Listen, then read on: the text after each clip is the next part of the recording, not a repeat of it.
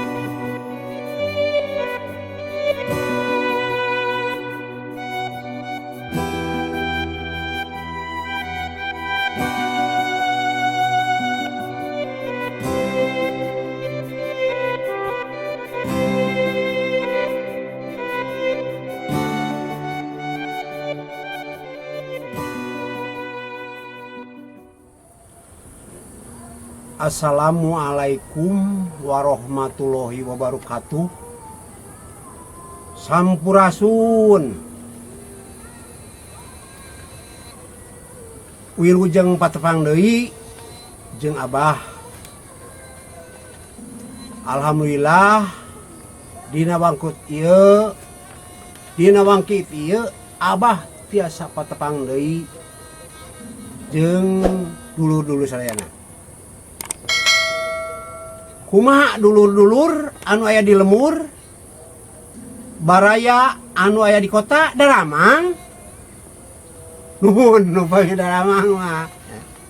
Tah ayeuna mah Abah baris nuluykeun pedaran anu kamari. Ku Abah kamari geus disabit-sabit. Yen basa Sunda mah ngandung undak usuk basa. Atanapi disebut oge panta basa. Kade lepat, kade salah. Sanes panta inuman. Sanes emang panta basa, undak usuk basa. Dina basa Sunda, kamari ku Abah dicentrekeun. Basa Sunda mah ngandung ajen inajen. Nyata silih hargaan jeung papada. Reka saluhureun, reka sasama, reka sadapeun, sok silih ajenan, sok silih hormat. Duka teuing nah eta mah kitu ti baheulana. Jadi adat urang Sunda mah sok resep ngajinan, sok resep tutulung kanu butuh, tatalang kanu susah. Sok sadajar mehna keur susah ge. Hayang we nulungan batur. Kitu tah pasipatan urang Sunda mah. Jadi eueuh urang Sunda mah boga hate asa aing pangakangna gede hulu, rasa aing uyak kidul eueuh urang Sunda mah. Estuning DP handap asor ka setiap jalma teh oleh teu boleh hormat. Nepikeun ka urang luar negeri nu datang ka urang nyarebutna ge ka urang Sunda mah hebat.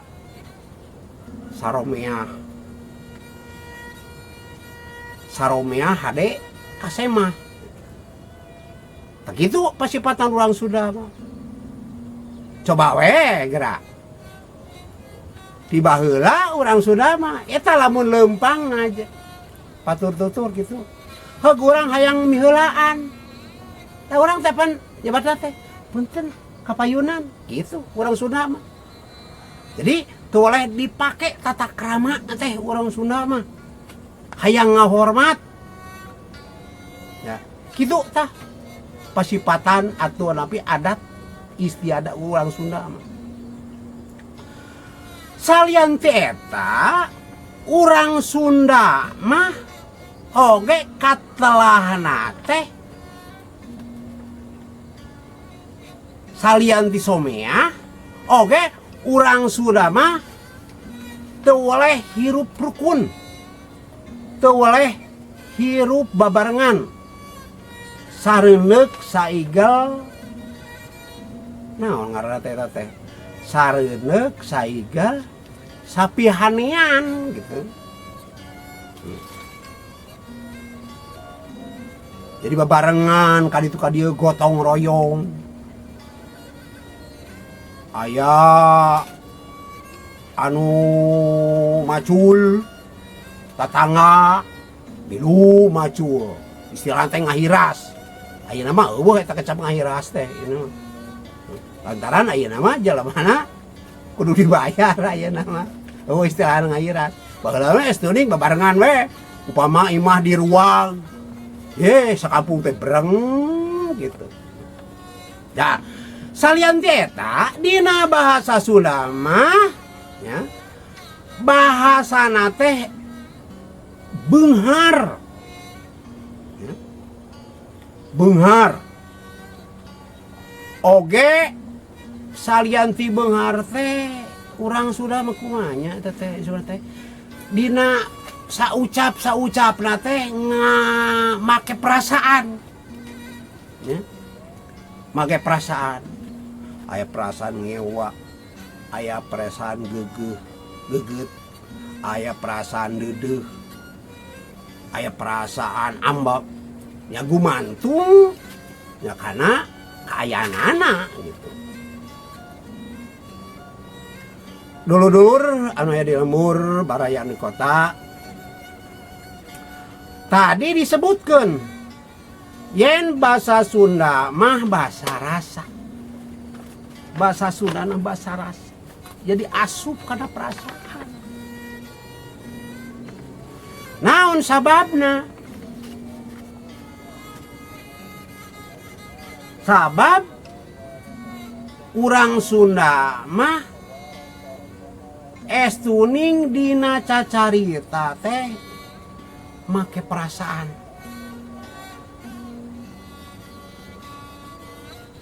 Gerak ku abah urang jontoan. Nah abah nyebutkeun make perasaan. Tah upama dibandingkeun ku abah ya, ku ieu tong jauh jeung bahasa Indonesia we bahasa nasional urang. Tadina bahasa Indonesia mah teu aya perasaan. Rasa teh. Naon sababna urang Sunda mah dina ngucapkeunna teh sok make kecap anteuran ya. Lu kumaha bah aya kecap anteuran teh? Dah gua abah ayeuna dijelaskeun ya. Jadi ari kecap anteuran teh nyaeta kecap keur nganteurkeun hiji pagawean atanapi hiji kayaan ya. Jadi make perasaan. Contoh upamana ngagambarkeun budak labuh. Dina bahasa Sunda mah karasa gedeblugna eta budak. Labuhna eta budak. Upamana contohna kalimah sorosod budak teh labuh. Ya, ta eta kecap sorosod teh disebut teh kecap panganteur. Atanapi gedebut budak teh labuh. Jadi karasa oh eta budak teh labuhna teh ngagedebut gitu. Di bahasa Indonesia mah teh aya model kitu teh. Nya anak kecil jatuh ngagedebut. Eueuh. Tahu kitu mah nya teu asup gitu. Jadi eta kecap anteuran, jadi rasa anteuran. Nying budak teh ceurik. Jadi kagambar ceurikna eta budak teh. Geleber manuk teh hiber. Ya. Jadi manuk kagambar kurang oh ngageleber hiber kaluhur ya. Jadi eta bahasa rasa. Koreat hudang. Tadina sare tuluy hudang. Jadi ya aya kecap anteuran korejat. Gitu. Ini nama Indonesia mah teu bisa. Eta kecap dipaksakeun ge teu ngeunaheun lah. Dipaksakeun ge teu ngeunaheun. Bahasa Sunda, bahasa Indonesia, bahasa Sunda karena bahasa Indonesia. Tapi sok sanajan kitu tetep diakui bahasa Sunda mah ya. Sok dipake geuningan aya kecap ngeuh. Sok dipake. Saya tidak ngeuh cenah. Eta bahasa Sunda gitu teh. Tapi dicanak ya, dipakai ke bahasa Indonesia. Jadi aya diserap cenah bahasa Sunda ge. Contoh upamana kecap ngabuburit oke gitu saruha pan. Ya, diserap karena bahasa Indonesia. Oh, di bahasa Indonesia mah. Coba. Di bahasa Indonesia burit atau sore naon? Namina teh. Petang merahnya. Saya upamana di dalam bulan puasa. Saya sedang petang-petang. Tengenangan. Tapi orang Sunda kuring keur ngabuburit kitanya. Nah, jadi di orang Sunda mah naon karasa. Jadi mun di bahasa Indonesia kan jadi jomblang, jadi tengenangan ya gitu. Salian ti eta nya bahasa Sunda oge beungar ku kecap-kecap anu ngagambarkeun kaayaan. Beungar orang Sunda mah ku kecap-kecap anu ngagambarkeun kaayaan. Jadi kabayang eta jelema teh contoh kieu lah. Upamana diuk, kecap diuk upamana. Dina bahasa Sunda mah rupa-rupa kaayaan eta jelema diuk. Aya anu diukna sila, aya anu diukna emok, aya anu diukna nyangunyar, aya anu diukna silatutug. Jadi di bahasa Sunda beunghar gitu. Oh, di bahasa Indonesia. Ya. Eta kecap teh dipake. Saya sedang sila. Anggar ini bahasa Indonesia mah saya sedang duduk gitu. Itu bisa dipakai bahasa Indonesia mah gitu. Jadi bahasa Sunda mah beunghar ku kecap-kecap. Aya posisina upamana diuk tadi nu kumaha bah ari diukna emok. Tah, ari diukna emok teh biasana mah dilarapkeun ku awewe. Lalaki mah tara emok. Nu kumaha ari emok? Emok teh diukna sukuna teh kita. Nya, sukuna teh dikapengkerkeun, dikatukangkeun. Tah ieu emok karana. Ya. Biasana mah daun awewe marah remok mah diukna. Ayo lalaki mah sila. Ieu tah sila. Suku teh dilipat ka payun. Ya. Kumaha nangunjar mah diuk keneh, tapi suku teh di kaharepkeun duanana nangunjar. Terus aya deui anu disebut silatutug. Ya, silatutug mah kieu.